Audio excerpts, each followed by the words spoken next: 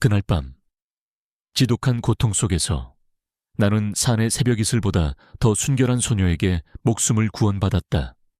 그리고 그녀는 나를 살리기 위해 자기 자신을 파괴했다. 이 기억은 내 남은 생을 지배할 끔찍한 족쇄이자 유일한 구원의 빛이다. 불과 몇 시간 전만 해도 나는 세상의 포식자였다. 내 이름은 강지환, 32, 대한민국을 움직이는 대기업.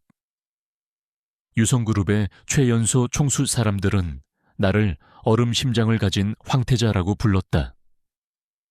나의 세계는 철저한 계산과 통제, 그리고 의심으로 이루어져 있었다. 나는 아무도 믿지 않았다.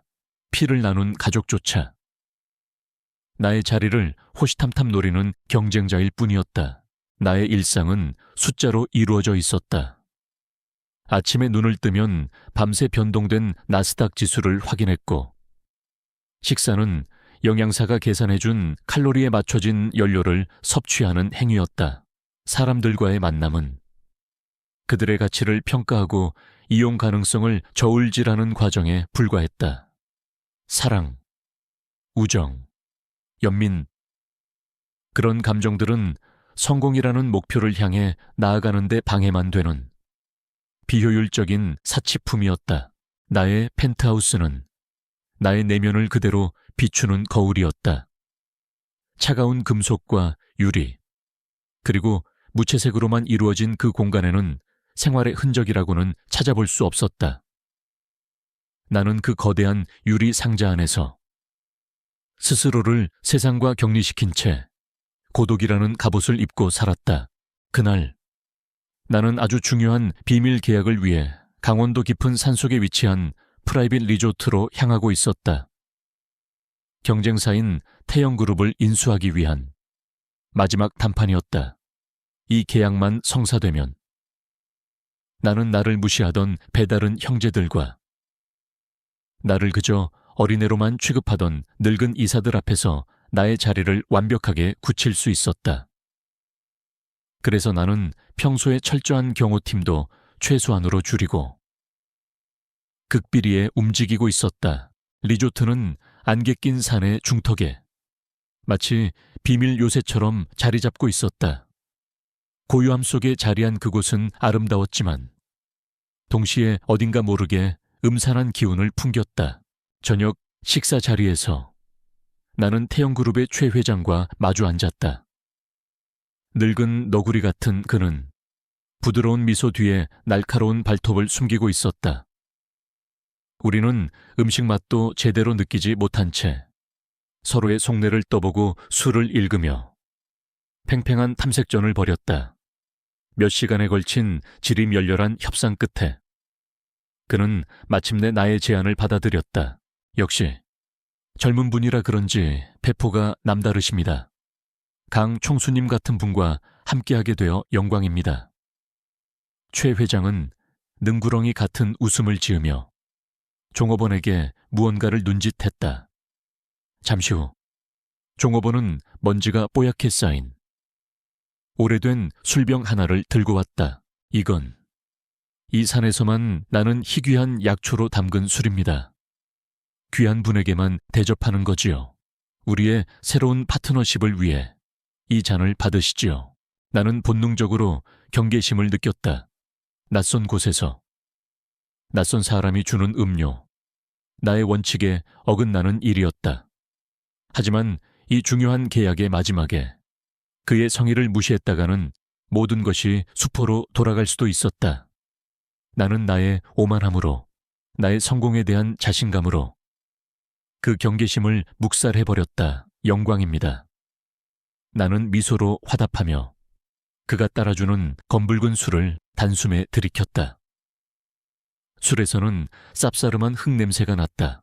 그것이 나의 치명적인 실수였다.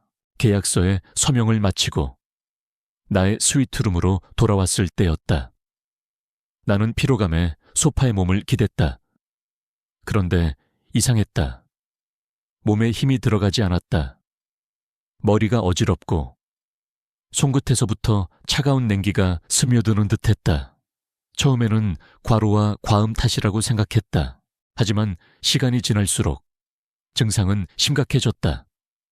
냉기는 점차 온몸으로 퍼져나갔고 곧이어 피부 밑에서 수만 개의 바늘이 찌르는 듯한 끔찍한 통증이 시작되었다. 숨이 가빠지고 시야가 흐려졌다. 나는 그제야 깨달았다. 독두, 최 회장이 준 그 약초주에 독이 들어있었다. 그는 처음부터 나와 계약할 생각이 없었다. 그는 나를 이곳으로 유인해 조용히 제거하려 했던 것이다. 경쟁자를 없애고 내 회사를 헐값에 집어삼키려는 속셈. 아주 고전적이지만 확실한 방법이었다. 나는 비틀거리며 전화기로 향했다. 비서에게, 경호팀에게 연락해야 했다.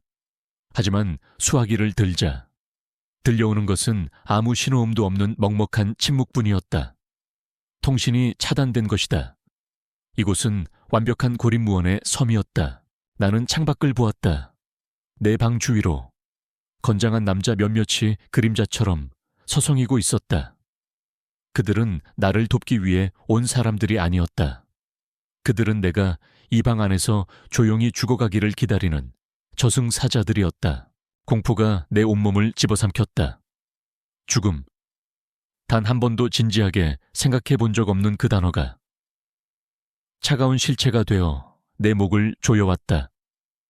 나는 이대로 이렇게 허무하게 죽을 수는 없었다. 나는 마지막 남은 이성으로 나의 유일한 탈출로를 찾아냈다. 숲.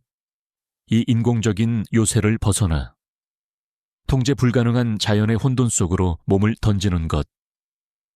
그것만이 내가 살 수 있는 유일한 길이었다. 나는 비틀거리는 몸을 이끌고 테라스로 향하는 거대한 유리문을 노려보았다. 그리고 옆에 있던 무거운 의자를 집어들었다. 온 힘을 다해 유리문을 향해 의자를 내던졌다. 와장창 유리가 박살나는 굉음과 함께 차가운 밤 공기가 방 안으로 쏟아져 들어왔다. 밖에서 웅성거리는 소리가 들렸다. 나는 망설일 시간이 없었다. 나는 깨진 유리 조각에 살이 찢기는 고통도 무시한 채 테라스 밖으로 몸을 던졌다. 그리고 뛰었다. 어디가 길인지도 모르는 칠흑 같은 어둠 속을 오직 살아야 한다는 본능 하나만으로 등 뒤에서 나를 쫓는 고함 소리가 들려왔다. 온몸의 혈관을 타고 흐르는 지독한 독의 고통과 죽음의 공포가 나의 마지막 남은 힘을 쥐어짜내고 있었다. 나는 비와 눈물로 범벅이 된 채 거친 산의 어둠 속으로 나의 운명을 알 수 없는 그 미지의 공간으로 필사적으로 내달리고 있었다. 나는 어둠 속으로 뛰어들었다. 차가운 나뭇가지들이 채찍처럼 얼굴을 후려쳤고 날카로운 돌멩이들이 값비싼 구두를 찢고 발바닥을 파고들었다. 쏟아지는 비는 내 몸의 옹이뿐만 아니라 마지막 남은 이성까지 앗아가는 듯했다. 폐부는 터질 것처럼 아팠지만 멈출 수는 없었다. 뒤에서는 나를 쫓는 자들의 고함 소리와 어둠을 가르는 손전등 불빛이 번뜩이고 있었다. 나는 더 이상 콘크리트 정글의 포식자가 아니었다. 나는 지금 이 거대한 원시림 속에서 사냥당하는 한 마리 짐승일 뿐이었다. 몸속의 독은 마치 살아있는 생명체처럼 나의 혈관을 타고 기어다니며 내장을 갉아먹고 있었다. 처음에는 그저 바늘로 찌르는 듯한 통증이었지만 이제는 시뻘겋게 달군 쇠꼬챙이로 온몸을 휘젓는 듯한 끔찍한 고통으로 변해 있었다. 머릿속은 뜨거운 납을 부은 것처럼 무거웠고 시야는 어지럽게 빙글빙글 돌았다. 얼마나 달렸을까? 나는 비에 젖은 진을 경사면에서 발을 헛디뎌 아래로 굴러떨어졌다. 온몸이 부서지는 듯한 충격과 함께 나는 정신을 잃었다. 얼마나 지났을까? 뺨 위로 떨어지는 차가운 빗방울에 나는 희미하게 의식을 되찾았다. 쫓아오던 자들의 소리는 더 이상 들리지 않았다. 그들을 따돌린 것일까?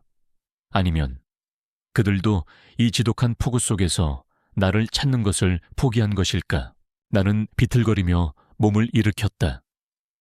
수백만 원짜리 맞춤 정장은 이미 진흙과 피로 얼룩진 누더기가 되어 있었다. 성공의 상징이었던 명품 시계는 유리가 깨진 채 멈춰 있었다. 나의 모든 것을 증명해주던 그 껍데기들이 이 거대한 자연의 폭력 앞에서 얼마나 허무하고 무력한지를 나는 깨닫고 있었다. 독의 고통은 잠시 잦아들었지만 대신 환각이 시작되었다. 어둠 속에서 내가 무자비하게 짓밟았던 경쟁자들의 얼굴이 떠올라 나를 비웃었다. 나를 배신했던 바다른 형의 음흉한 미소가 억수 같은 빗소리를 뚫고 내 귓가에 울려 퍼지는 듯했다. 꼴 좋구나. 강지환, 네가 쌓아 올린 성이라는 게 고작 이 정도였나. 나는 머리를 흔들며 그 환영들을 떨쳐내려 애썼다. 하지만 가장 나를 고통스럽게 만든 것은 죽은 아내 수연의 얼굴이었다. 행복했던 기억이 아니었다. 내가 철저하게 외면하고 무시했던 그녀의 가장 외롭고 고통스러웠던 순간들이었다. 병원 침대에 홀로 누워 항암치료의 고통으로 창백해진 그녀의 얼굴. 그때 나는 중요한 투자 설명회 때문에 그녀의 곁에 없었다. 제발 하루만이라도 쉬면서 같이 있어달라고 애원하던 그녀의 목소리. 그때 나는 피곤하다는 핑계로 그녀의 손을 뿌리쳤다. 나는 성공이라는 이름 아래 내 인생에서 가장 소중한 것들을 얼마나 무참히 버려왔던가. 나는 최고의 남편, 최고의 경영자가 되고 싶었지만 결국 나는 아무것도 아닌 텅 빈 껍데기일 뿐이었다. 죽음이 가까워자 비로소 나는 내 삶의 진실을 마주하고 있었다. 그리고 그 진실 앞에서 나는 극심한 후회와 자기 혐오에 몸서리쳤다. 수연아, 내가 잘못했다. 나는 소리내어 울부짖고 싶었지만 목소리조차 나오지 않았다. 나는 비틀거리며 다시 정처 없이 걷기 시작했다. 어디로 가야 하는지, 무엇을 해야 하는지 아무런 목적도 없었다. 그저 이 끔찍한 고통과 후회로부터 한 발짝이라도 더 멀어지고 싶었다. 그러다 발밑에서 물소리가 들려왔다. 계곡이었다. 나는 거의 기다시피 계곡물에 다가갔다. 그리고는 허겁지겁 차가운 계곡물을 얼굴에 끼얹었다. 얼음장 같은 물의 감촉에 잠시나마 정신이 드는 것 같았다. 물이라도 마시면 이 타는 듯한 갈증과 고통이 조금은 가시지 않을까. 나는 계곡물에 얼굴을 받고 물을 들이켰다. 하지만 그것이 마지막 실수였다. 차가운 물이 몸속으로 들어가자 잠잠해지는 듯했던 독이 미친 듯이 날뛰기 시작했다. 온몸의 근육이 뒤틀리고 내장이 터져버릴 것 같은 생애 처음 느껴보는 극한의 고통이 나를 덮쳤다. 나는 비명조차 제대로 지르지 못하고 계곡가에 쓰러져 뒹굴었다. 의식이 빠르게 멀어져 갔다. 세상의 모든 소리와 빛이 검은 소용돌이 속으로 빨려 들어가는 것 같았다. 나는 이제 끝이라고 생각했다. 유성그룹의 총수. 강지환, 그의 마지막은 아무도 없는 이 깊은 산속에서 독에 중독되어 비참하게 죽어가는 것이라고 흐릿해져가는 의식 속에서 나는 마지막으로 아내의 얼굴을 떠올렸다. 그리고 그녀에게 평생 단 한 번도 해주지 못했던 말을 마음속으로 속삭였다. 수연아, 미안하다. 정말 미안해. 그것이 나의 마지막 생각이었다. 나는 모든 것을 포기하고 차갑고 축축한 땅 위로 무거운 몸을 완전히 내맡겼다. 빗소리가 점점 더 멀어지고 있었다. 어둠이 마침내 나를 완전히 집어삼켰다. 나는 몰락한 왕이었다. 왕관도, 영토도, 신하도 모두 잃고 이 거친 광야에 홀로 버려져 죽어가고 있었다. 이 지독한 고독과 절망 속에서 나를 구원해 줄 사람은 아무도 없었다. 나는 그렇게 믿고 있었다. 나는 어둠과 고통의 심연을 헤매고 있었다. 의식은 희미한 불꽃처럼 깜박였고 육체는 더 이상 내 것이 아닌 것처럼 느껴졌다. 이대로 죽는구나. 유성그룹의 총수 강지환의 허무한 종말. 나는 모든 것을 포기하고 차가운 어둠 속으로 끝없이 가라앉고 있었다. 바로 그때였다. 의식의 저편에서 희미한 빛과 함께 누군가의 목소리가 들려왔다. 어머나, 세상에, 할머니, 여기 사람이 쓰러져 있어요. 소녀의 목소리였다. 맑고 다급함이 묻어나는. 나는 그것이 죽음의 문턱에서 보는 환영이라고 생각했다. 나를 데리러 온 천사일까? 아니면 내가 버렸던 과거의 기억이 만들어낸 환상일까? 나는 희미하게 눈을 떴다. 쏟아지는 비와 안개와 짙은 녹음이 뒤섞인 흐릿한 씨앗 속으로 한 소녀의 얼굴이 들어왔다. 젖은 머리카락이 뺨에 달라붙어 있었고 동그란 눈에는 놀라움과 두려움 그리고 연민이 담겨 있었다. 정신이 좀 드세요. 제 말 들려요. 나는 대답할 수 없었다. 혀가 굳어버린 것 같았다. 곧이어 소녀의 옆으로 허리가 굽은 한 노파가 다가왔다. 쯧쯧. 어디서 험한 일을 당했나 보구나. 일단 이대로 둘 수는 없으니 우리 집으로 옮기자꾸나. 하늘아, 하늘. 그것이 소녀의 이름인 모양이었다. 나는 그들의 부축을 받아 질질 끌리다시피 어디론가 옮겨졌다. 삐걱거리는 나무 문을 지나자 바깥의 차가운 공기와는 다른 흙과 마른 풀 그리고 아궁이의 온기가 뒤섞인 냄새가 나를 감쌌다.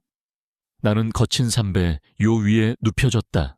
나는 희미한 의식 속에서 그들의 대화를 들었다. 맥박이 너무 약해요.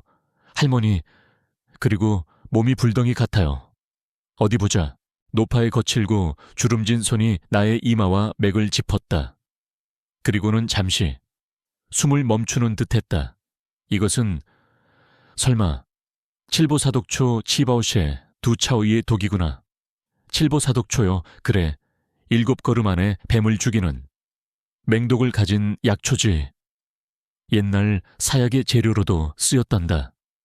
대체 누가 이런 흉악한 독을.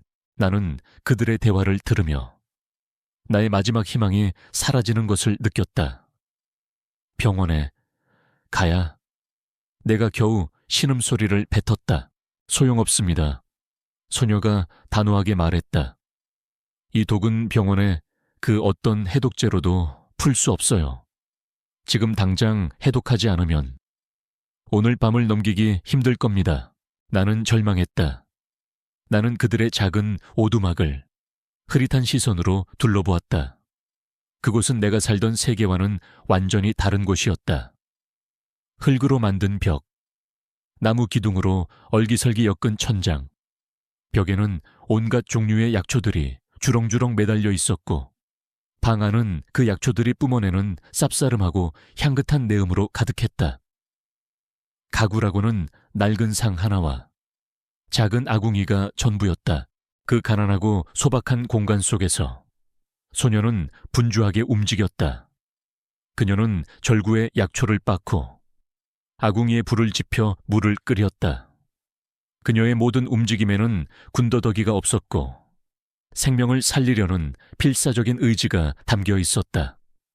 나는 고통 속에서도 이상하게 그 모습에서 눈을 뗄 수가 없었다. 그것은 내가 한 번도 본 적 없는 가장 원초적이고 숭고한 생명의 몸짓이었다. 나는 의식이 오락가락하는 와중에 다시 그들의 대화를 들었다. 할머니, 정말 방법이 없는 건가요? 소녀의 목소리는 절박하게 떨리고 있었다. 노파는 깊은 한숨을 내쉬었다. 방법이 아주 없는 것은 아니다. 우리 집안 대대로 내려오는 비방서에 이 독을 푸는 유일한 방법이 적혀 있기는 하다만 그게 뭔데요? 할머니 뭐든지 해야죠. 노파는 한참을 망설이다 아주 무겁고 슬픈 목소리로 말했다. 칠보사독초는 양양의 기운이 극에 달한 독이다. 그 독을 중화시키기 위해서는 그의 버금가는 가장 순수한 인의 기운이 필요하지. 순수한 음의 기운이요 그래. 순결한 처녀의 몸으로 음양의 조화를 이루어 독을 흘려보내는 수밖에 없단다. 그것이 유일한 길이야. 나는 그 말이 무슨 뜻인지 흐릿한 의식 속에서도 알아들을 수 있었다. 그리고 그 순간 소녀의 날카로운 숨소리를 들었다. 방 안에는 무거운 침묵이 흘렀다. 아궁이에서 타들어가는 장작 소리만이 그 침묵을 더욱 무겁게 만들었다. 나는 소녀가 어떤 표정을 짓고 있을지 볼 수 없었다. 하지만 나는 느낄 수 있었다. 그녀가 겪고 있을 엄청난 충격과 혼란을. 하늘아, 노파가 말했다. 어쩔 수 없다. 저 남자의 운명이겠지. 우리와는 상관없는 일이다. 괜히 너까지 험한 일에 휘말릴 필요는 없어. 나는 노파의 말이 맞다고 생각했다. 나는 그들에게 아무것도 아니었다. 그들은 나를 살려야 할 의무가 없었다.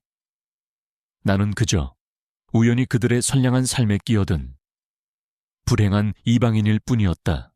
나는 다시 죽음을 받아들일 준비를 했다. 고통이 다시 파도처럼 밀려왔다. 몸이 활처럼 휘어지며 경련이 일어났다. 이대로 끝나는구나. 바로 그때 내 이마 위로 차가운 물수건이 느껴졌다. 그리고 내 귓가에 소녀의 목소리가 들려왔다. 그것은 더 이상 절박하게 떨리는 목소리가 아니었다. 그 안에는 모든 것을 각오한 강철처럼 단단하고 슬픈 결심이 담겨 있었다. 할머니, 저는 사람을 그냥 죽게 내버려 둘 수는 없어요. 그것이 내가 의식을 잃기 전 마지막으로 들은 말이었다. 나는 나를 내려다보는 소녀의 커다란 눈동자를 희미하게 볼 수 있었다. 그 눈에는 두려움과 함께 나를 향한 깊은 연민이 담겨 있었다. 나는 이 이름 모를 소녀의 너무나도 무겁고 숭고한 희생 앞에서 아무것도 할 수 없었다. 그저 나의 비참한 운명을 그녀의 자비로운 손길에 온전히 내맡길 수밖에. 의식이 완전히 어둠 속으로 잠겨들기 직전 나는 그녀가 깊은 숨을 내쉬는 소리를 들었다. 그것은 마치 자신의 모든 것을 내려놓는 가슴 찢어지는 듯한 한숨 소리처럼 들렸다. 나는 아주 길고 어두운 터널을 지나고 있었다. 끝없이 이어지는 고통의 터널. 그 끝에서 나는 희미하게 깜박이는 빛 하나를 보았다. 그것은 나를 부르는 아내, 수연의 얼굴인가 아니면 나를 심판하러 온 저승사자의 등불인가. 나는 그 빛을 향해 필사적으로 손을 뻗었다.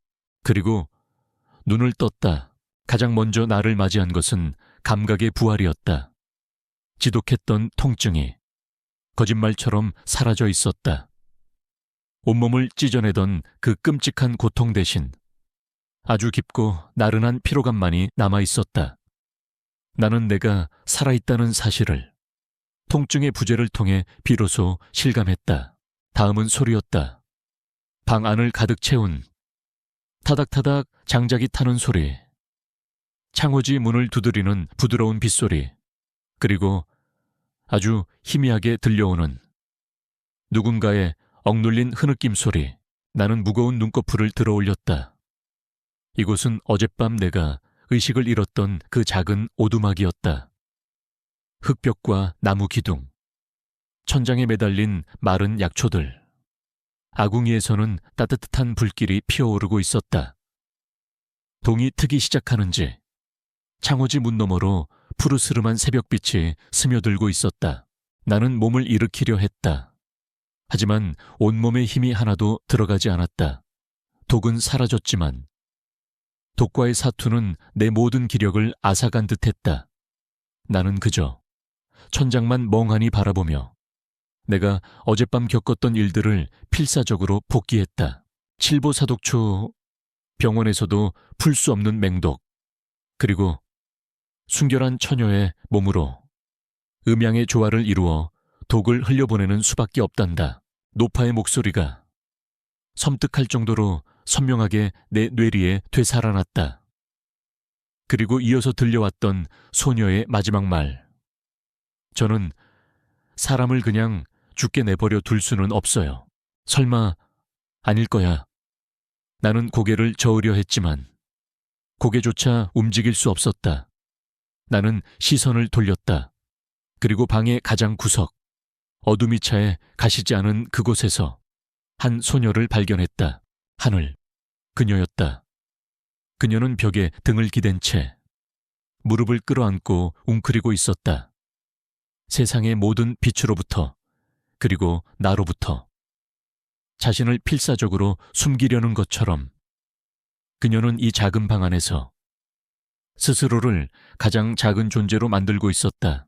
그리고 그녀는 울고 있었다.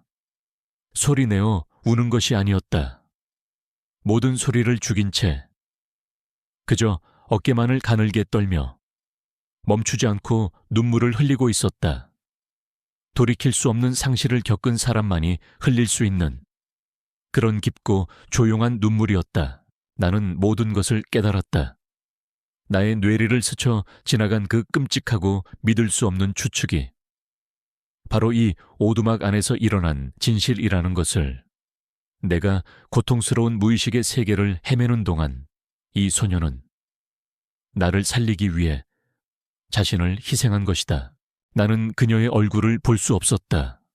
하지만 나는 알 수 있었다. 그녀가 지금 어떤 고통과 수치심 속에서 울고 있는지를. 그녀는 자신과 아무 상관도 없는 이름도 모르는 한 남자를 위해 자신의 가장 소중한 것을 내어주었다. 그 깨달음은 살아남았다는 안도감보다 훨씬 더 크고 무겁고 고통스러운 감정으로 나를 덮쳐왔다. 그것은 죄책감이었다. 나 강지환은 평생 단 한 번도 누군가를 위해 나 자신을 희생해 본 적이 없는 남자였다. 나는 언제나 빼앗고 짓밟고 이용하는 쪽이었다. 심지어 내 아내가 죽어가는 순간에도 나는 나의 성공을 위해 그녀의 곁을 비웠다. 그런 이기적인 괴물인 내가 세상에서 가장 순수하고 이타적인 희생을 통해 목숨을 구원받은 것이다. 이보다 더한 아이러니가 있을까? 이보다 더한 자기 혐오가 있을까? 나는 그녀를 바라볼 수가 없었다. 그녀는 나의 구원자였지만 동시에 내가 만들어낸 첫 번째 희생자였다. 나는 그녀에게 평생 갚을 수 없는 빚을 졌다. 나는 말을 해야만 했다. 무슨 말이든 해야만 했다. 미안하다고, 고맙다고. 하지만 내 목에서는 아무 소리도 나오지 않았다. 내 모든 오만함과 위선이 내 목구멍을 틀어막고 있었다. 나는 간신히 아주 작은 신음소리를 뱉었다. 저기 나의 목소리에 소녀의 어깨가 화들짝 놀란 듯 굳어졌다. 그녀는 서둘러 소매로 눈물을 닦았다. 그리고는 끝내 나를 돌아보지 않았다. 자신의 상처를, 자신의 슬픔을 내게 들키고 싶지 않다는 필사적인 몸짓이었다. 그녀의 그 뒷모습은 그 어떤 비난이나 원망의 말보다 더 날카롭게 내 심장을 찔렀다. 방 안에는 다시 침묵이 흘렀다. 장작이 타는 소리만이 우리의 숨막히는 침묵을 더욱 무겁게 만들었다. 나는 어찌할 바를 몰랐다. 평생 모든 상황을 내 손안에서 통제해왔던 나는 지금 이 작은 오두막 안에서 완전히 길을 잃어버렸다. 나는 목숨을 돌려받았다.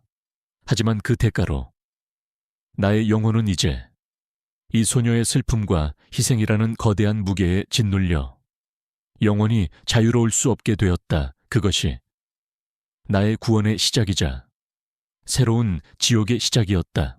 나는 며칠 동안 죽음과 삶의 경계에 놓인 듯한 시간을 보냈다. 독은 내 몸에서 빠져나갔지만 독과의 사투는 내 육체와 정신의 깊은 상흔을 남겼다. 나는 잠을 자는 것인지 깨어있는 것인지 모를 희미한 의식 속에서 오직 천장의 낡은 석가래와 방 안을 채운 낯선 냄새와 그리고 한 소녀의 존재만을 인지할 수 있었다. 첫째 날, 나는 끔찍한 죄책감 속에서 허우적거렸다. 방구석에 웅크리고 앉아 나를 외면한 채 조용히 눈물만 흘리던 소녀의 뒷모습은 내 심장에 박힌 가시가 되었다. 나는 그녀에게 말을 걸어야만 했다. 미안하다고, 고맙다고. 하지만 내 입은 청운망은처럼 무거웠고 목구멍에서는 어떤 소리도 나오지 않았다.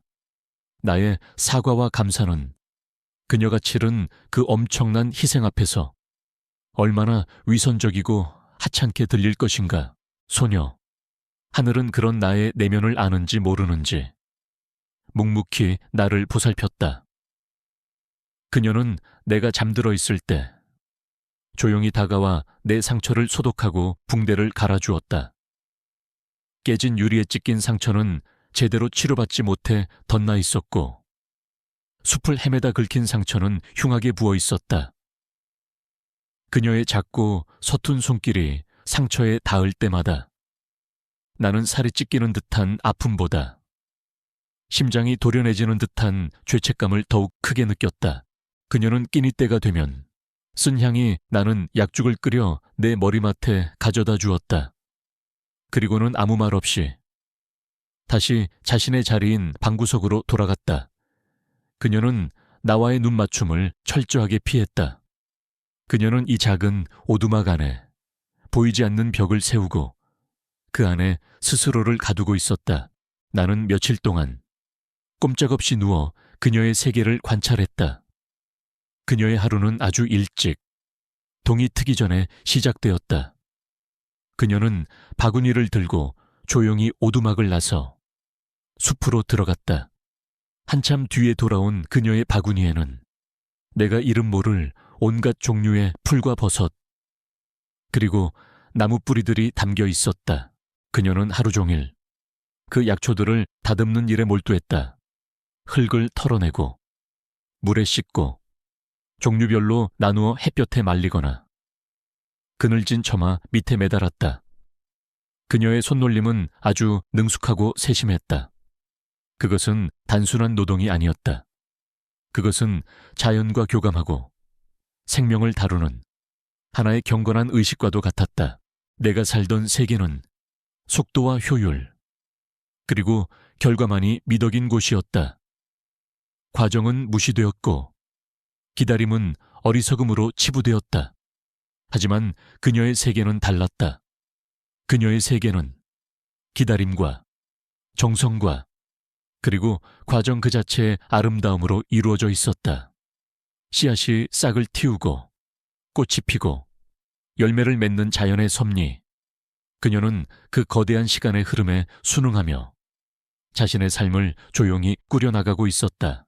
처음에는 어색하기만 했던 오두막의 침묵은 시간이 지날수록 내게 편안함으로 다가왔다. 나의 펜트하우스의 침묵이 모든 것이 사라진 죽음의 정막이었다면 이곳의 침묵은 모든 것이 살아 숨쉬는 생명의 고요함이었다. 아궁이에서 장작이 타는 소리, 바람에 약초가 스치는 소리, 지붕 위로 비가 떨어지는 소리, 그 모든 소음들이 나의 날카로웠던 신경을 부드럽게 잠재워 주었다. 며칠이 지나고 나는 간신히 몸을 일으켜 앉을 수 있을 정도의 기력을 회복했다. 내가 벽에 기대 앉아 있자 그녀가 다가와 등 뒤에 낡은 베개를 받쳐주었다. 우리의 첫 번째, 아주 작은 교감이었다. 나는 더 이상 침묵할 수 없었다. 이름이 하늘이라고 했지요. 내가 아주 어렵게 말을 꺼냈다. 그녀는 놀란 듯 잠시 멈칫하더니 작게 고개를 끄덕였다. 나는 그녀의 방 한쪽에 놓여있던 낡은 오르골을 가리켰다. 내가 의식을 잃기 전 그녀가 눈보라 속에서 필사적으로 지켜내려 했던 바로 그 오르골이었다. 그것이 어머니께서 남기신 유품입니까? 나의 질문에 그녀의 눈동자가 파도처럼 흔들렸다. 그녀는 한참을 망설이다 아주 조용한 목소리로 대답했다. 네, 그 한마디를 시작으로 그녀는 아주 조금씩 자신의 이야기를 들려주었다. 그녀의 어머니는 그녀가 아주 어릴 적에 돌아가셨다고 했다. 어머니는 꽃과 식물을 아주 사랑하는 사람이었고 이 오르골은 어머니가 그녀에게 남긴 유일한 선물이었다. 이 노래를 듣고 있으면 엄마가 옆에 있는 것 같아요. 그녀는 할머니와 단둘이 이 깊은 산속에서 평생을 살아왔다고 했다. 그녀의 할머니는 마을의 유일한 약초꾼이자 의원이었다. 그녀는 할머니에게서 약초에 대한 모든 지식을 배웠다. 그녀는 자신의 고통스러운 희생에 대해서는 단 한마디도 하지 않았다. 그녀는 그저 자신의 소박하고 평범했던 과거를 담담하게 이야기할 뿐이었다. 나는 그녀의 이야기를 들으며 내가 얼마나 편협하고 오만한 세상에 갇혀 살아왔는지를 깨달았다. 나는 돈과 권력이 세상의 전부라고 믿었다. 하지만 이 작은 오두막 안에는 내가 한 번도 상상해 본 적 없는 전혀 다른 차원의 삶과 지혜가 존재하고 있었다. 그녀는 잠시 말을 멈추고 오르골을 열었다. 맑고 청아한 멜로디가 오두막 안을 가득 채웠다. 슬프면서도 이상하게 마음을 평온하게 만드는 멜로디였다. 우리는 한참 동안 말없이 그 멜로디를 함께 들었다. 그 순간 나는 깨달았다. 내가 그녀에게 느끼는 감정이 더 이상 단순한 죄책감이나 책임감이 아니라는 것을 나는 지금 이 소녀의 맑고 깊은 영혼에 나도 모르는 사이 조금씩 매료되고 있었다. 나는 그녀가 끓여준 쓴 약차를 마시며 오르골 소리를 들었다. 죄책감의 무게는 여전히 내 어깨를 짓눌렀지만 이제 그 안에는 아주 희미하지만 따뜻한 호기심과 평온함이 함께 자리 잡기 시작했다. 나는 지난 며칠간 내가 평생을 바쳐 이룩한 회사와 나를 배신한 경쟁자들과 나의 죽에 대해 단 한 번도 생각하지 않았다. 나는 그저 이 작은 오두막 안에서 시간의 흐름을, 자연의 소리를, 그리고 한 소녀의 존재를 느끼고 있을 뿐이었다. 그것은 내게 두려움인 동시에 아주 깊고 낯선 해방감이었다. 일주일이라는 시간이 흘렀다. 그 시간 동안 나는 내 인생에서 가장 느리고 가장 조용한 날들을 보냈다. 나는 기적처럼 건강을 회복했다. 하늘이가 매일같이 다려주는 약초와 그녀가 끓여주는 약죽 덕분이었다. 나는 이제 오두막 주변을 혼자서 거닐 수 있을 정도의 기력을 되찾았다. 나는 처음으로 죽어가는 자의 눈이 아닌 살아있는 자의 눈으로 그녀의 세계를 마주했다. 그곳은 고요했지만 결코 정체되어 있지 않았다. 모든 것이 살아 숨쉬고 있었다. 아침이면 숲의 나무들이 내뿜는 상쾌한 공기가 밤새 쌓인 내 안의 독소를 씻어 내주었다. 이름 모를 새들의 지저귀미 세상 그 어떤 교향곡보다 아름답게 들렸다. 소나무의 짙은 향기와 흙의 비릿한 냄새는 나의 무뎌졌던 후각을 일깨웠다. 나는 그녀를 따라 서투른 솜씨로 집안일을 돕기 시작했다. 장작을 팼고 샘에서 물을 길어왔다. 평생 연필과 서류만 잡아왔던 내 손은 금세 물집이 잡히고 상처투성이가 되었다. 하지만 이상하게도 그 육체적인 고통은 내게 쾌감에 가까운 만족감을 주었다. 나는 처음으로 내 두 손으로 내 삶의 일부를 책임지고 있다는 실감을 느끼고 있었다. 우리의 침묵은 계속되었지만 이제 그 침묵은 하나의 언어가 되었다. 우리는 눈빛으로, 작은 몸짓으로 서로의 상태를 살피고 배려했다. 내가 장작을 패다 힘들어하면 그녀는 말없이 시원한 물 한 잔을 건네주었다. 그녀가 무거운 약초 바구니를 들고 오면 나는 달려가 그것을 받아들었다. 우리는 서로에게 아주 조금씩 필요한 존재가 되어가고 있었다. 나는 서울에서의 내 삶을, 내가 이룩한 제국을 거의 잊어가고 있었다. 어쩌면 이대로 이 작은 오두막에서 이름 없는 한 남자로 살아가는 것도 나쁘지 않겠다는 위험한 생각마저 들었다. 하지만 나의 그 짧고 달콤했던 평화는 문명의 요란한 소음과 함께 산산조각이 나버렸다. 그날 오후 고요한 산의 정적을 깨고 멀리서 헬리콥터 프로펠러 소리가 들려왔다. 소리는 점점 더 커졌고 마침내 거대한 쇳덩어리가 오두막 근처의 공터에 거친 바람을 일으키며 내려앉았다. 헬리콥터 문이 열리고 검은 정장을 입은 나의 경호원들과 금방이라도 울음을 터뜨릴 듯한 얼굴의 김 비서가 뛰어내렸다. 그들은 이 고요한 자연 속에 이질적인 침입자들이었다. 그들의 등장에 하늘이는 겁에 질린 사슴처럼 내 등 뒤로 몸을 숨겼다. 나는 나도 모르게 그녀의 앞을 가로막고 서서 그들을 향해 경계의 눈빛을 보냈다. 총수님 살아계셨군요. 정말 다행입니다. 김 비서는 내게 달려와 거의 울부짖듯이 말했다. 지난 일주일 동안 회사가 얼마나 난리가 났었는지 아십니까? 총수님께서 실종되셨다는 소문이 퍼지면서 주가는 폭락했고 배다른 형님이신 강지혁 부회장님께서는 긴급 이사회를 소집해서 김 비서의 보고를 듣는 동안 나는 다시 차가운 현실로 끌려 나오는 기분이었다. 내가 잠시 잊고 있었던 나의 세계, 그곳은 여전히 암투와 배신, 그리고 추악한 욕망이 들끓는 전쟁터였다. 나는 돌아가야만 했다. 돌아가서 이 모든 것을 바로잡아야만 했다. 나는 경호원들에게 잠시 기다리라고 지시했다. 그리고 하늘이에게로 돌아섰다. 우리의 마지막 시간이 왔다. 우리는 오두막 앞에 마주 서 있었다. 나는 무슨 말을 어떻게 꺼내야 할지 알 수 없었다. 수많은 질문과 미안함과 그리고 이름 모를 감정들이 뒤섞여 목구멍까지 차올랐다. 하늘 양, 그날 밤 일에 대해서 나는 가장 중요하고 가장 어려운 질문을 꺼내려 했다. 하지만 그녀는 내 말을 가로막았다. 그녀는 고개를 저었다. 그녀의 맑은 눈동자는 더 이상 그 일에 대해 이야기하고 싶지 않다는 단호한 거절의 뜻을 담고 있었다. 그녀는 자신의 숭고한 희생이 동정이나 협상의 대상이 되는 것을 원치 않는 것이다. 나는 절망했다. 그녀와 소통할 수 있는 유일한 길이 막혀버리자 나는 결국 내가 가장 잘 아는 가장 저속한 방법으로 되돌아가고 말았다. 돈.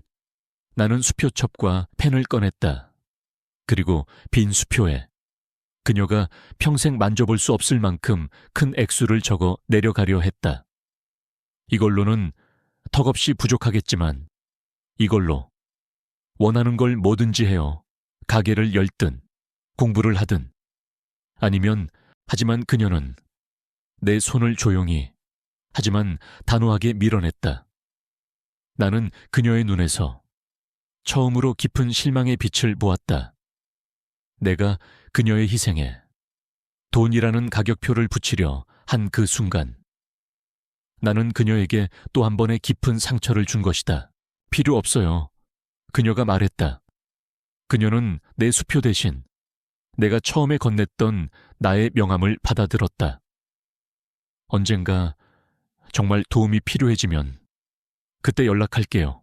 나는 무너져 내리는 심정을 감추고 마지막 약속을 했다. 나는 반드시 돌아올 거요, 당신을. 책임지겠소, 이건.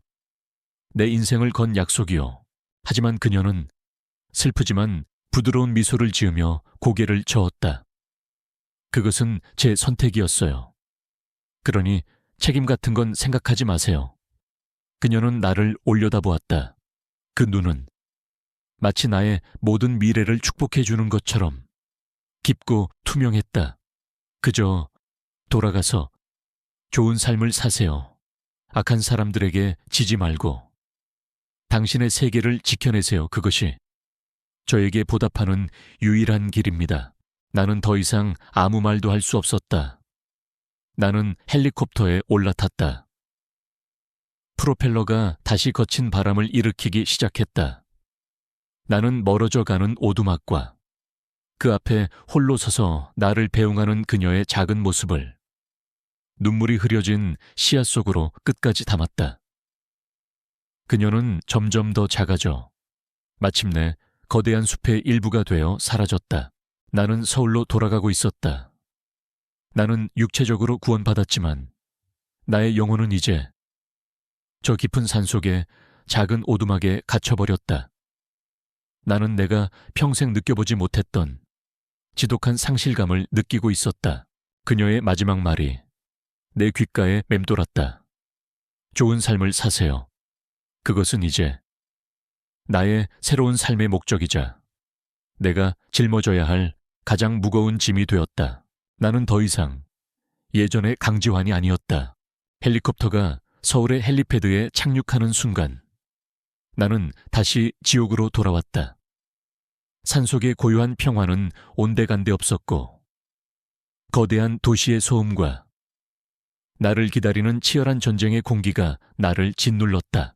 나는 며칠간의 공백이 무색하게, 아니 오히려 그 공백 때문에 더욱 냉혹하고 무자비한 지휘관으로 변했다. 내 안에는 두 개의 감정이 공존했다. 하나는 하늘이가 나에게 보여준 순수한 선의와 희생에 대한 경외감. 그리고 다른 하나는 나를 그 지경으로 몰아넣은 자들에 대한 뼈에 사무치는 증오였다.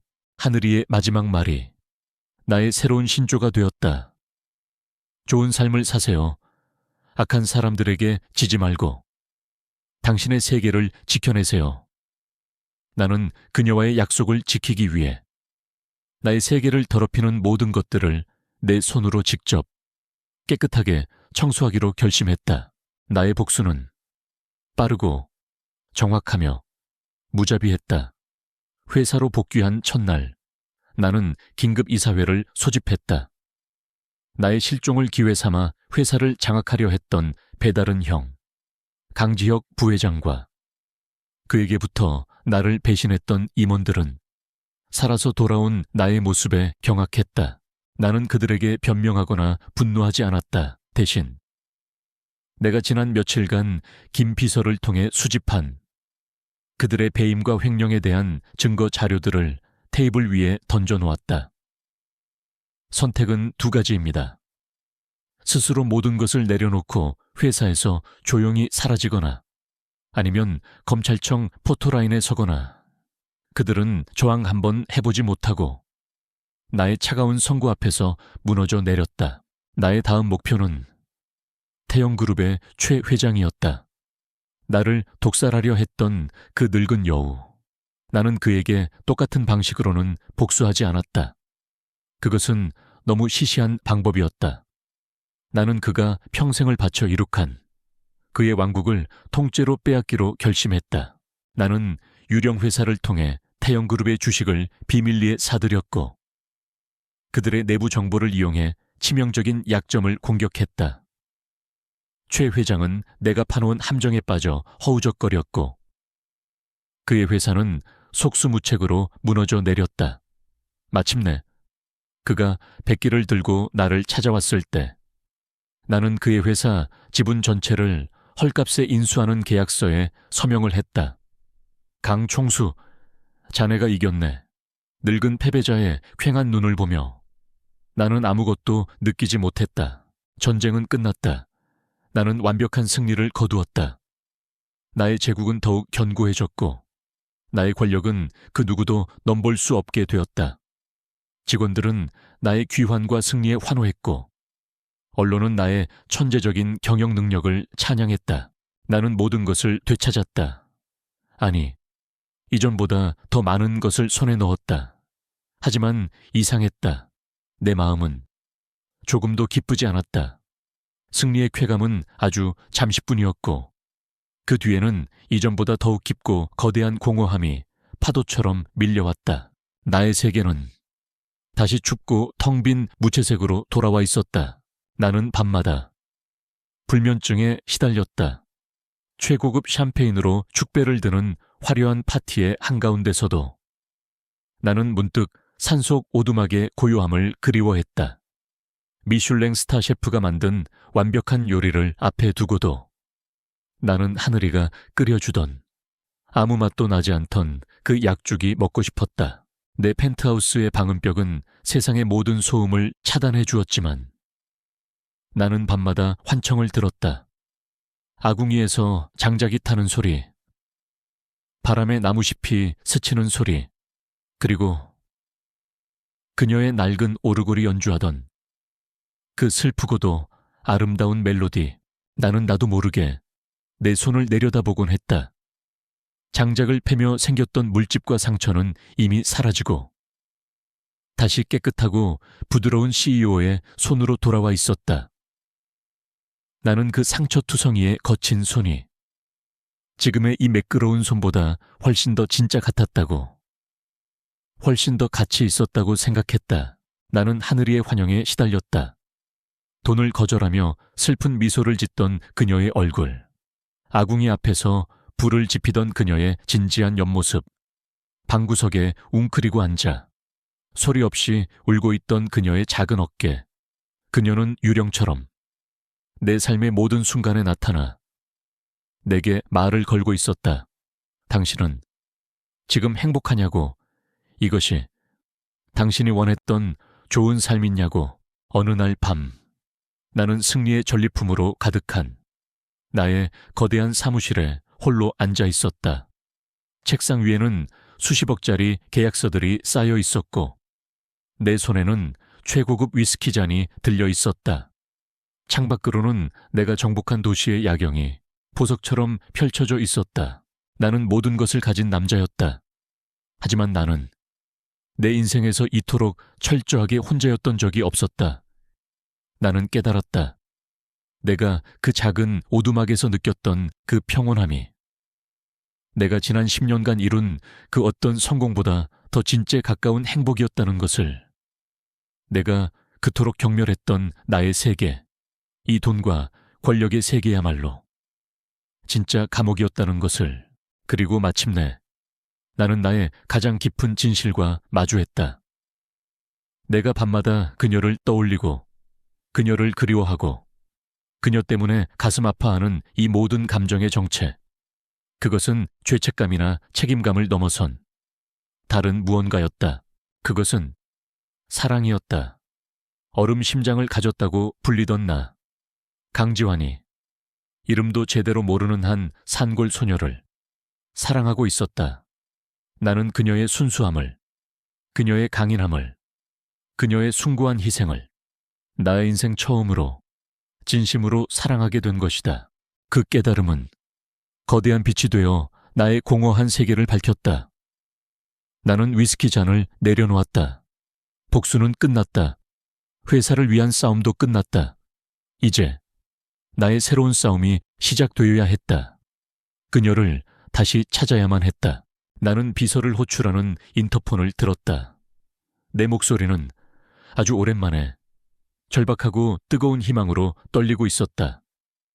김 비서, 내일 모든 스케줄 취소하게. 그리고 지난번 그 헬리콥터가 착륙했던 강원도 산속, 그 오두막의 위치 다시 한번 정확하게 확인해줘. 지금 당장 나는 그녀를 찾으러 갈 것이다. 그리고 이번에는 그녀를 놓치지 않을 것이다. 나는 모든 것을 내려놓았다. 다음 날, 나는 회사의 모든 스케줄을 취소했다. 그리고 가장 신임하는 부하 직원을 사장 직무대행으로 임명하고 내게는 무기한 휴가를 냈다. 이 사회는 나의 갑작스러운 결정에 경악하며 반대했지만 나는 단호했다. 이것은 명령입니다. 나의 제국은 이제 나 없이도 스스로 굴러갈 수 있을 만큼 견고해졌다. 하지만 그녀를 찾는 일은 나 자신이 직접 하지 않으면 안 되는 나의 남은 인생의 유일하고도 가장 중요한 과업이었다. 나는 헬리콥터나 경호팀을 대동하지 않았다. 나는 나의 CEO 껍데기를 모두 벗어던졌다. 평범한 SUV 차량에 편안한 아웃도어 옷차림. 나는 강지환 총수가 아니라 한 여자를 찾아가는 강지환이라는 한 남자가 되고 싶었다. 서울에서 강원도 산골까지 가는 길은 멀고도 험했다. 하지만 내 마음은 조급함보다 설렘과 기대로 가득했다. 나는 그녀를 다시 만날 수 있으리라. 그래서 나의 진심을 전하고 그녀를 책임질 수 있으리라. 그렇게 굳게 믿었다. 며칠 만에 다시 도착한 오두막은 텅 비어 있었다. 아궁이의 불은 이미 차갑게 식어 있었고 벽에 걸려있던 약초들도 그녀의 소박한 살림살이도 모두 사라져 있었다. 마치 그녀가 이곳에 존재했던 모든 흔적을 지워버린 것처럼 그녀와 그녀의 할머니는 감쪽같이 사라져버렸다. 심장이 쿵 하고 바닥으로 떨어지는 것 같았다. 그녀가 내가 다시 찾아올 것을 알고 나를 피해 영원히 사라져버린 것은 아닐까. 끔찍한 공포가 나를 덮쳐왔다. 나는 미친 사람처럼 작은 오두막 안을 샅샅이 뒤졌다. 그녀가 남긴 아주 작은 단서라도 찾아야만 했다. 그러다 아궁이 속에서 반쯤 타다 남은 편지 조각 하나를 발견했다. 불쏘시개로 쓰려다 만 것인지 희미하게 몇 글자가 남아 있었다. 정선에 계신 이모님 댁으로 우선 정선 할머니의 자매가 사는 곳인 모양이었다. 나는 그 희미한 단서 하나를 붙들고 다시 채올랐다. 하지만 정선에서도 그들을 찾는 것은 쉽지 않았다. 편지에 적힌 주소는 너무나도 오래된, 지금은 존재하지 않는 주소였다.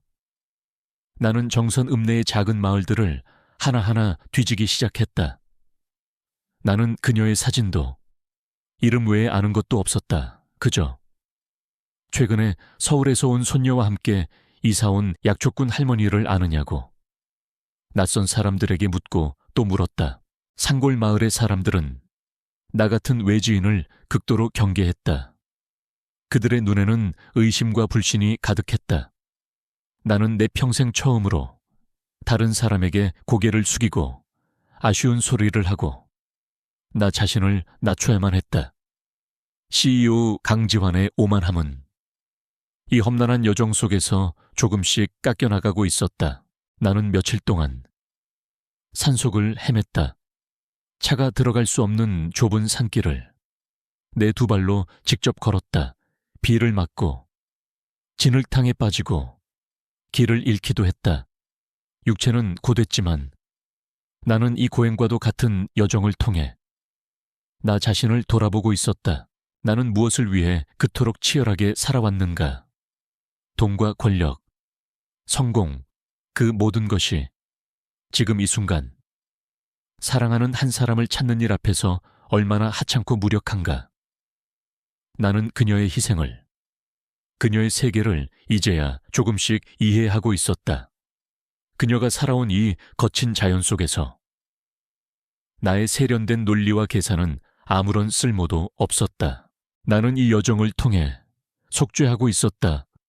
나의 과거에 대한, 나의 오만함에 대한, 그리고 내가 그녀에게 저지른 상처에 대한 수소문 끝에 나는 마침내 산골 깊숙한 곳에 위치한 할머니의 이모님이 산다는 외딴 집을 찾아냈다. 나는 거의 다 왔다는 희망에 가쁜 숨을 몰아쉬며 그 집의 살인문을 두드렸다. 나를 맞이한 것은 인상 좋은 한 노파였다. 할머니, 혹시 하늘이라는 손녀와 함께 사는 약초꾼 할머니 댁이 여긴가요? 나의 질문에 노파는 나를 위아래로 훑어보더니 깊은 한숨을 내쉬었다. 총각이 하늘이 찾아온 그 서울 사람인가? 네, 맞습니다. 며칠 전에 떠났네.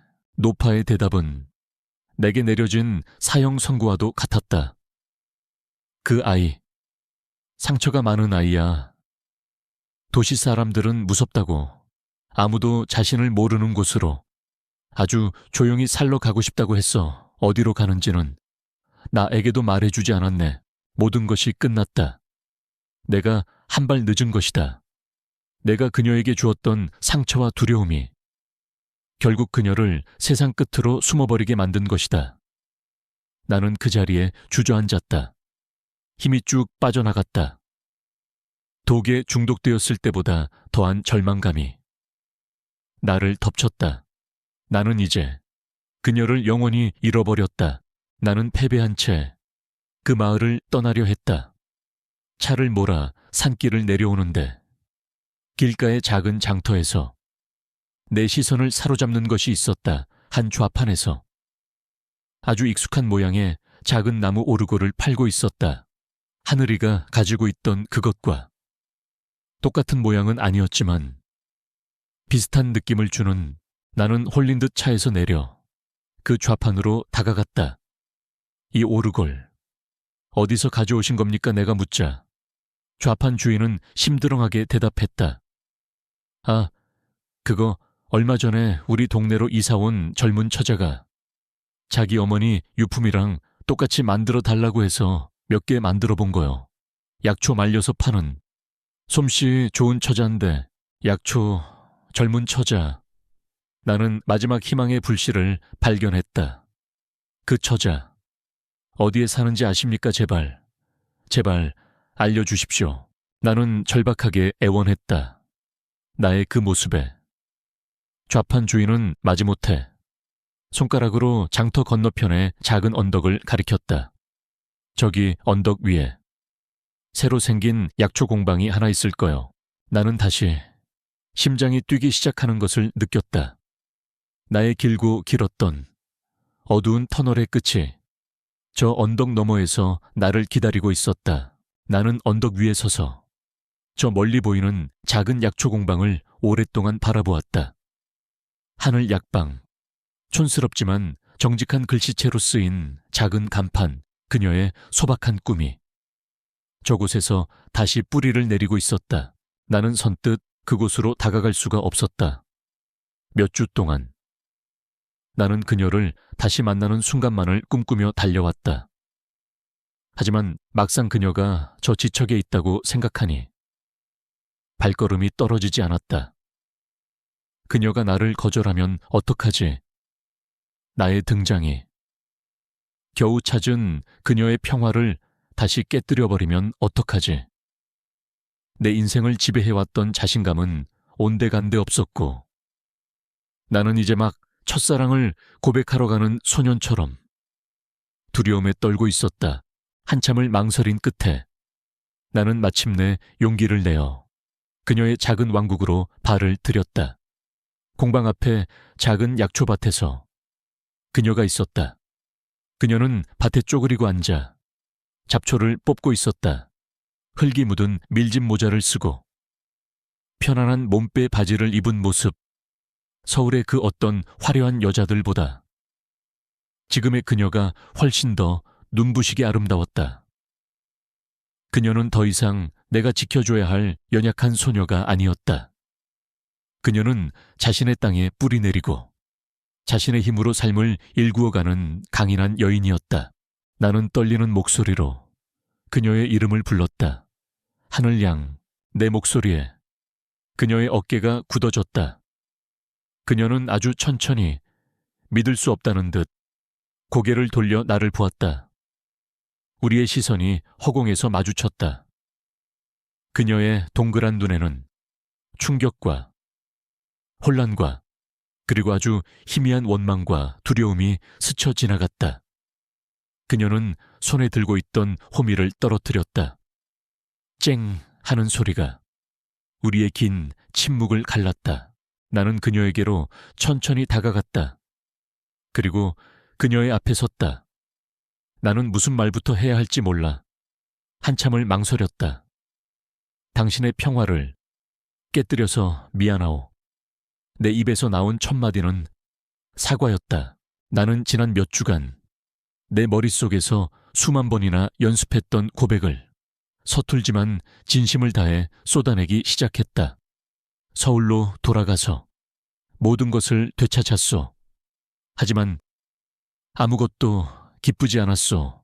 내 세상은 당신이 없으니 예전보다 더욱 춥고 텅 비어 있었소. 나는 그제야 깨달았소. 내가 진정으로 원했던 것이 무엇인지를. 나는 한 걸음 더 다가섰다. 나는 당신을 사랑하오. 하늘 양, 그것은 당신의 희생에 대한 죄책감이나 책임감 때문이 아니오. 나는 그저 당신이라는 사람을, 강지환이라는 한 남자가 온 마음을 다해 사랑하고 있어. 당신의 강인함을, 당신의 순수함을, 당신의 그 따뜻한 영혼을. 나는 그녀 앞에 내 모든 것을 내려놓았다. 나의 자존심, 나의 부, 나의 세상, 당신을 다시 나의 세상으로 데려가려는 것이 아니오. 내가 당신의 세상에 머물게 해주시오. 당신 곁에서 당신의 삶을 배우고 당신이 내게 주었던 그 평온함을 함께 나누고 당신이 나 때문에 입었던 그 깊은 상처를 내 남은 평생을 바쳐 아주 조금이라도 씻어낼 기회를 주시오. 나는 그녀의 대답을 기다렸다. 그녀의 눈에서는 어느새 눈물이 흐르고 있었다. 그것이 거절의 눈물인지 감격의 눈물인지 나는 알 수 없었다. 바로 그때였다. 당신 같은 도시 사람이, 여긴 어쩐 일인가 공방 안에서 허리가 굽은 할머니가 날카로운 눈빛으로 나를 노려보며 걸어 나왔다. 하늘이의 할머니였다. 그녀는 손녀의 앞을 막아서며 마치 어미달기 병아리를 지키듯 나를 향해 으르렁거렸다. 우리 하늘이, 당신 때문에 어떤 일을 겪었는지 알고나 있나. 할머니의 목소리는 분노로 떨리고 있었다. 우리 순진한 손녀를 욕보이고 이제 와서 또 무슨 낯으로 찾아온 게야. 당신이 주는 그까지 돈 몇 푼. 그딴 건 우리한테 필요 없어. 우리 하늘이에게 필요한 건 시끄러운 당신 같은 사람이 아니라 평화란 말이다. 당신은 우리 하늘이에게 또다시 상처만 줄 뿐이야. 당장 이 아이 앞에서 사라지게 할머니의 모든 말은 비수처럼 날아와 내 심장에 박혔다. 모든 것이 맞는 말이었기에 나는 아무런 변명도 할 수 없었다. 예전의 나였다면 분노하거나 혹은 돈의 힘으로 그들을 굴복시키려 했을 것이다. 하지만 지금의 나는 달랐다. 나는 할머니 앞에 깊이 고개를 숙였다. 어르신 말씀이 모두 맞습니다. 저는 하늘 양에게 씻을 수 없는 상처를 준 자격 없는 놈입니다. 나는 고개를 들고 할머니의 눈을 똑바로 바라보았다. 그리고 나의 마지막 결심을, 내 모든 진심을 담아 말했다. 하지만 떠나지는 않겠습니다. 저를 때리셔도 좋고 욕하셔도 좋습니다. 저는 이 자리에서 하늘 양이, 그리고 어르신께서 저의 진심을 받아주실 때까지, 제가 그녀에게 진 빚을 아주 조금이라도 갚을 수 있을 때까지 영원히 기다리겠습니다. 나의 그 단호한 선언에 할머니는 잠시 말을 잃은 듯 나를 바라보았다. 하늘이는 할머니의 등 뒤에서 울음을 터뜨리고 있었다. 그렇게 우리의 길고 긴 대치는 시작되었다. 할머니는 나를 향한 분노와 경계를 거두지 않았고, 하늘이는 자신의 감정과 할머니의 분노 사이에서 괴로워했다. 그리고 나는 그 모든 것을 감당하기로 결심한 채 그 자리에 묵묵히 서 있었다. 나는 그녀에게 사랑을 고백했다. 그리고 이제 그 사랑이 진실이라는 것을 증명해야만 하는 내 인생에서 가장 길고 가장 어려운 시험대 위에 올라선 것이다. 나의 시험은 그날부터 시작되었다. 나는 할머니의 매서운 눈초리와 마을 사람들의 의심 가득한 시선 속에서 나의 진심을 증명해야만 했다. 나는 다음 날 아침 마을의 작은 여관에 방을 하나 얻었다. 그리고 해가 뜨자마자 하늘이의 약초 공방으로 향했다. 나는 그녀의 대답을 강요하지 않았다. 대신 행동으로 보여주기로 했다. 나는 공방 마당의 산더미 같은 장작더미 앞에 서서 도끼를 집어들었다. 그리고는 하루 종일 묵묵히 장작만 팼다. 처음 해보는 일이라 손에는 금세 물집이 잡히고 피가 맺혔지만 나는 멈추지 않았다. 저녁이 되자 할머니가 나와 내 발치에 물 한 그릇을 툭 던져놓고는 아무 말 없이 들어가셨다. 그것이 내가 그녀에게서 받은 첫 번째 관심이었다. 다음 날은 밭을 갈았다. 다음 날은 썩은 지붕을 고쳤다. 나는 CEO 강지환이 아니라 그저 튼튼한 몸을 가진 한 남자로서 그녀의 세계에 필요한 모든 굳은 일을 도맡아 했다. 마을 사람들은 처음에는 나를 서울에서 온 이상한 남자라며 수군거렸다. 하지만 며칠이 지나고 몇 주가 지나도 내가 묵묵히 일만 하는 것을 보고는 그들의 시선은 조금씩 변해갔다. 호기심으로. 그리고 나중에는 아주 희미한 인정으로. 하늘이는 괴로워했다. 그녀는 나를 받아주고 싶은 자신의 마음과 나를 믿지 못하는 할머니의 분노 사이에서 어쩔 줄 몰라 했다. 그녀는 내게 몇 번이나 돌아가라고 말했다. 이러지 마세요. 저는 대표님께 아무것도 해드릴 수 있는 게 없어요. 내가 바라는 것은 아무것도 없소. 나는 굳은 살이 박인 내 손을 내려다보며 대답했다. 그저 당신 곁에 머물게 해주는 것, 그것 하나면 충분하오. 나의 이 길고 외로운 싸움에 결정적인 전환점이 찾아온 것은 한 달쯤 지났을 무렵이었다. 그해 여름. 유독 길고 지독한 장마가 찾아왔다. 며칠 밤낮으로 폭우가 쏟아졌고 마을 앞의 작은 강이 범람할 지경에 이르렀다. 가장 큰 문제는 약초밭이었다. 밭의 낮은 지대가 물에 잠기기 시작하면서 하늘이가 애지중지 키운 어린 약초들이 모두 물에 잠겨 썩어버릴 위기에 처한 것이다. 그날 밤 하늘이와 할머니는 거의 절망에 빠져 있었다. 그때 내가 나섰다. 나는 밤새 빗속에서 혼자 밭 주변에 물길을 파고 둑을 쌓았다. 도시에서 나고 자란 나에게는 너무나도 무모하고 어리석은 일이었다. 하지만 나는 포기할 수 없었다. 저 약초밭은 그녀의 꿈이자 그녀의 새로운 시작이었으니까 나는 꼬박 하룻밤을 쏟아지는 비를 맞으며 미친놈처럼 삽질을 했다. 동이 틀 무렵 비는 그쳤고 나는 탈진 상태로 진흙탕 속에 쓰러졌다. 하지만 약초밭은 기적처럼 무사했다. 내가 의식을 차렸을 때 나는 하늘이의 방에 누워 있었다. 할머니가 젖은 내 몸을 닦아주고 이불을 덮어준 것이었다. 할머니는 내 머리맡에 앉아 아주 오랫동안 아무 말 없이 나를 내려다보고 있었다. 그리고는 아주 작은 목소리로 말했다. 고맙네. 젊은이, 그 한마디에 나는 모든 것을 보상받은 기분이었다. 나는 마침내 그녀의 세계에 들어가는 것을 허락받은 것이다. 그날 이후 하늘이는 내게 마음을 열었다. 우리는 아주 조심스럽게 그리고 천천히 서로를 알아가기 시작했다.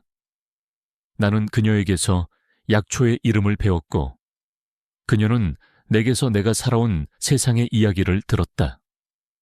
나는 그녀의 작은 공방 일을 도왔고 그녀는 나의 서투른 노동을 미소로 격려해 주었다.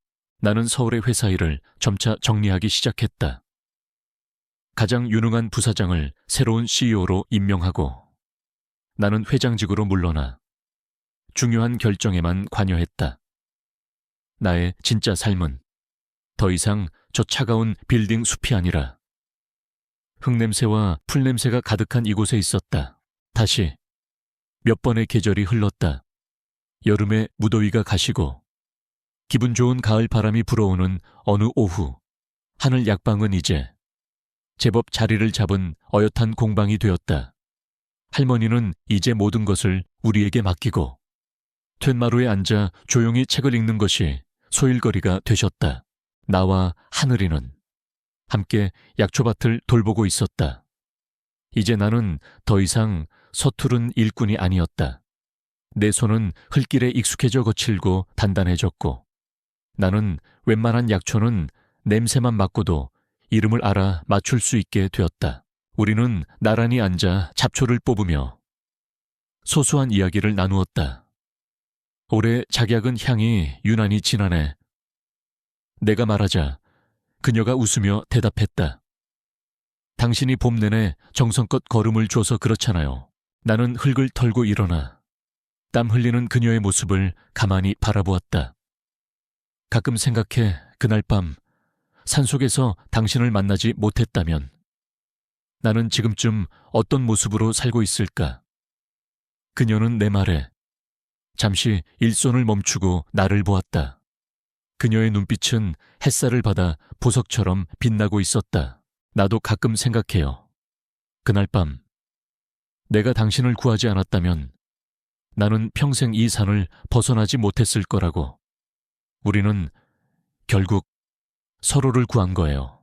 그녀의 말이 맞았다. 나는 독에 중독된 그녀를 구원하러 온 왕자가 아니었고 그녀 또한 불쌍한 나를 구원해준 여신이 아니었다.